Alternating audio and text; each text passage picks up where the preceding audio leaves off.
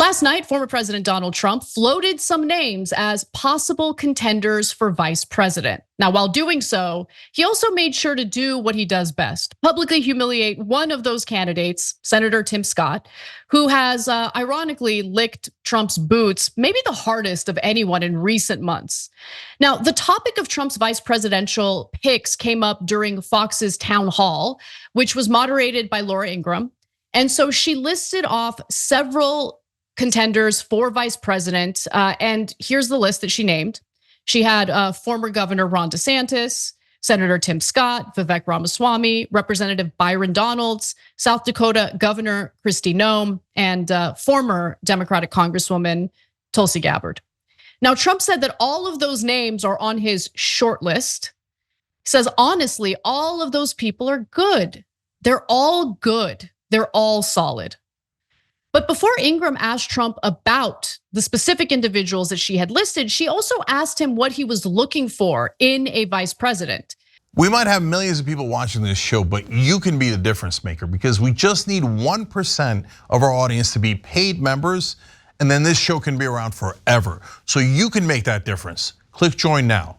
So she explained that, or he explained, I should say, he explained that he wants someone who would be a loyalist, let's keep it real. He didn't say that, but that's really what he's looking for. But more importantly, he said out loud that he wants someone who would be a good president if anything happened to him while he's serving his term in office.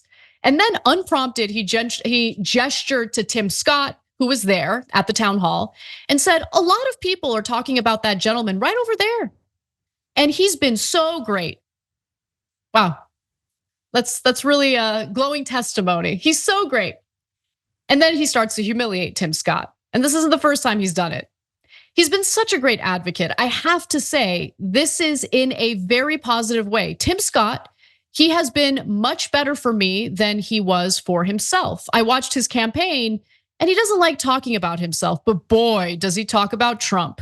And I said, I called him. I said, Tim, you're better for me than you were for yourself. But he's fantastic and he's a fantastic person. Now, this is not the first time that Trump has gleefully ripped into Tim Scott. After Scott had dropped out of the race and officially endorsed Donald Trump for president, Trump made fun of Scott's longtime bachelor status while Scott was on the stage with him. And before we go to the clip, I just want to remind you that for years, there have been rumors swirling about how Tim Scott is a bachelor because he's not straight. So keep that in mind while you watch this. Today was a big story, the biggest story out there. She's engaged to be married. We never thought this was going to happen. What's going on? I mean, and that wasn't the only time that Trump mocked Scott on stage. But what's really painful about this next clip is Scott's response. And look, when we were talking about how Trump's campaign alleged that once Nikki Haley drops out of the race, she's gonna be kissing or Trump's boots. The reason why I said that it is totally feasible, like it's totally plausible that could happen, is because oftentimes Trump does say incredibly insulting things to Republican lawmakers who are criticizing him or running against him. And then once he clinches an election or, once it's abundantly clear that the voting base of the Republican Party is on Trump's side, they turn around and they do suck up to Trump. But with that said, let's take a look at this video featuring Tim Scott. Did you ever think that she actually appointed you, Tim? And think of it, appointed, and you're the senator of his state, and she endorsed me. You must really hate her. No, it's a shame. It's a shame. I just love you. No, that's why he's a great politician.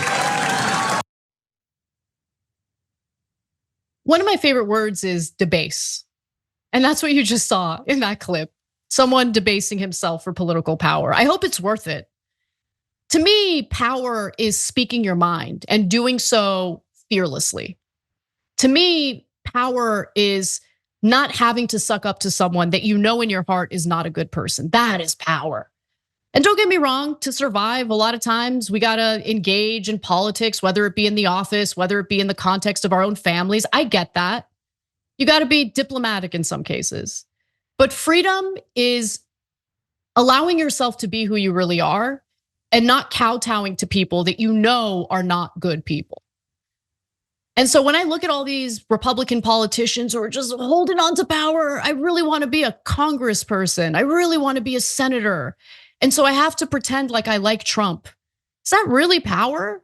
I mean, sure, you can make a lot of money off of trading individual stocks with insider information that the rest of the public isn't privy to because you have closed door briefings and you get to vote on legislation that has an impact on the share values of various companies that are being traded publicly on the stock market. But I don't know, man. I guess it really depends on what you value more. To me, being able to run my mouth and tell you what I really think, that's power.